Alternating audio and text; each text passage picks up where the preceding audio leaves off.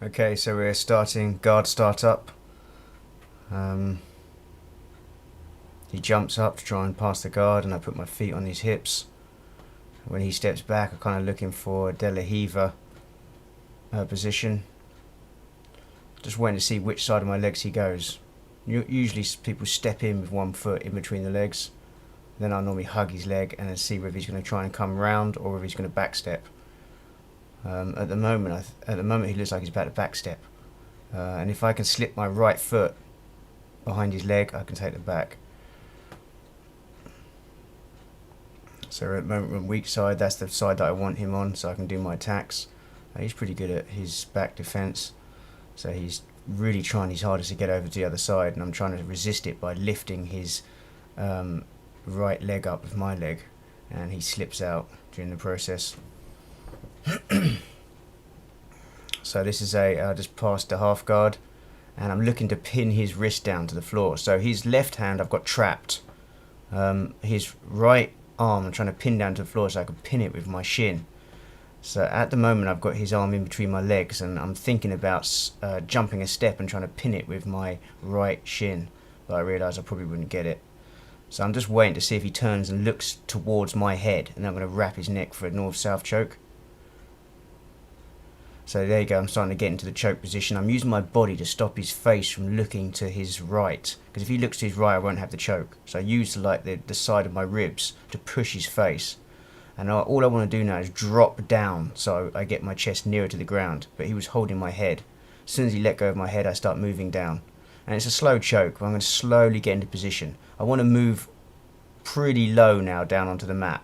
I want to get my stomach well on the mat. So I'm going to slowly start moving down as I can free my right hand. I want to kind of like get his hand out of the way so I can start moving down. When I get down low enough, I join my hands together and I'll just put my weight on him to get the finish. He tapped a bit earlier, I think it was hurting his neck before I could get into position.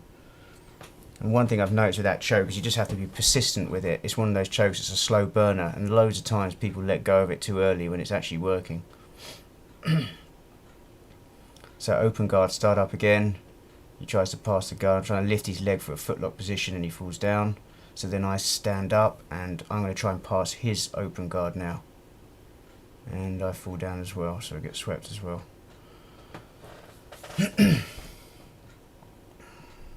So as he comes round, I get a Kimura grip on his arm. And the idea of this is I'm going to shoot my head under his body and roll him over the top. But I know he knows how to defend it, like he stepped over. So if he steps over and actually go for it, he ends up with an arm bar, which is not what I wanted, so I let go. He's mounted on top of me now, and I like to put my hands like round the back of the triceps here to block his arms, so that so it frustrates him a little bit, makes him want to sit up, and then I can push him off. From this position, I'm just trying to see if there's a trap and roll opportunity. I tried rolling him to the left and then explosively go to the right, but it wasn't enough. He's trying to step over for a triangle, and I use a frame, so I put my hand on my head so that he can't make contact with my neck. And now I'm going to turn to my side and start trying to escape with an elbow escape. What will probably happen is when I turn to my side, he'll modify. So I'm just turning to my side now. Any minute now he's going to modify. There we go, and then I hook my foot in and I get out. It's like part of the BBS2 modified mount escapes. So I go for a little arm crush here. So it's like an arm bar, upside down arm bar. Like use your neck and use your arm to push down on the back of his elbow. Holding the back of his head, I've got his wrist. This is called the wrist control sequence. I'm looking to either push it and go for a triangle, but what I do here is I like hip bump him. I look like I'm going to sweep him to his left. When he posts his hand out, I jump my leg through. It's a really good setup for the triangle, because they've got no choice. They either have to put their hand out or they get swept, and most of the time they put their hand out. So before you even execute the move, you're super ready to jump to the triangle if they put their hand out. So open guard, start up again. I'm going to look to slice my knee through to get the side mount. And now I'm cupping the top of his thigh and holding his head and using my head on his chest, just so that he can't recover his low high guard. I've got the side mount now. I slide my knee across his stomach just for some control, looking to try and get the mount. and then I flick over for the mount. And before I even get ready, he does a really nice little trap and roll. Really good. Timing was perfect. That's why we're laughing on the video, because the timing was so good on it. So I grab his wrist again, and this time I do the sweep. So I sit up for the same move, but I hold his arm and actually take the sweep rather than trying to go for the triangle again. So I'm looking to isolate his right arm now. So I'm pinning it to the ground. And usually I go for the spiral arm bar when I hug my body like this, but just trying different things out today. So I could shoot my left knee right up high and trap that arm. It gets me again with a nice trap and roll though. Okay, he's looking to pass. Keep managing the distance. I'm pushing against his body. He pushes my leg and he walks around. That's a nice pass. So using my safe hands from side control,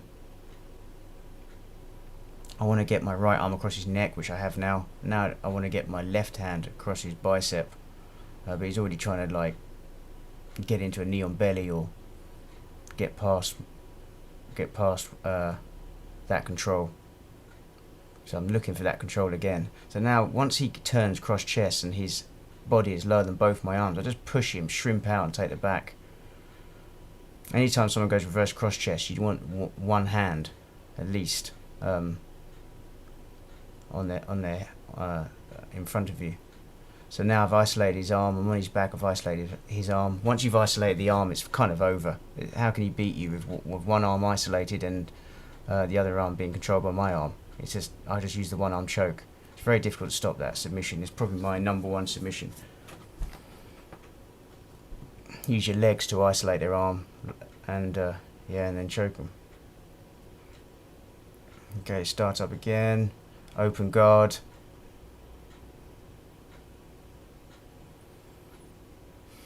Probably going to step in between his legs and then either slice my knee through or do the stepping pass, or X pass it's sometimes called.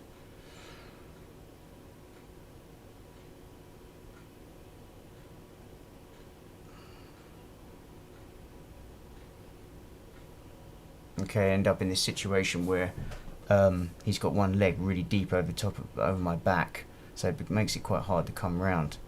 I want to get past his knee. His bottom leg's actually kind of like in between my legs, and it was hooking my outer foot, which made it a little bit hard to come round. A little bit of grip fighting. Yeah, so now I had to kind of like past his butterfly guard then with the strong side butterfly pass. Still not completely out yet. Still stuck in his guard basically. And whenever you're in someone's guard, the first thing to do is posture. You don't want to be down low like I am now. The lower you are, that's where the submissions happen. But at the same time, you've got to practice that as well, so you can practice your submission defenses. I was planning on taking my hand out then, like pushing my hand out. I get it halfway out, and I think that's enough to break his triangle open. Yeah. So when he jumped then, I was trying to take the other hand out as well. So he couldn't finish the triangle. I think he's trying to bait my arm to coming up so he can armbar me by bracing my neck like that. Sometimes people's knee on bellies are not that great either, and you can just push them off if they get their balance slightly wrong, especially if they're thinking about their submission a lot. I get caught with that. I sit up a little bit too much in my knee on belly and I get pushed off. Looking to pass with a standard pressure pass, round the legs pressure pass. I'm going to back step now, but he catches my legs so I don't get into position. Side mount, and yeah, when they face towards me, I'm going to put my arm nearest their legs under their armpit, and the other one goes around the neck. And then from here, I have a lot of access to submissions. Trouble is, at the moment, I can't get a proper grip. He's fighting my hands.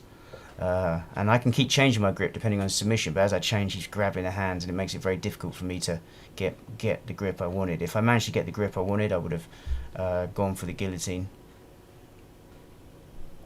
Now I'm back on his back again, but I've got no hooks in. I've just got my arms, both my arms under his armpit, and the control's just not enough to hold him. His back defense is pretty good. So he steps over for a triangle here, and I thought I had my hand in deep enough to stop it, like I could frame it again, but it just wasn't. As he started squeezing, I could feel it tightening up, and my arm wasn't enough. So he gets his submission here. Ended up with a triangle for the mount. That was a great roll. Good job, Fab.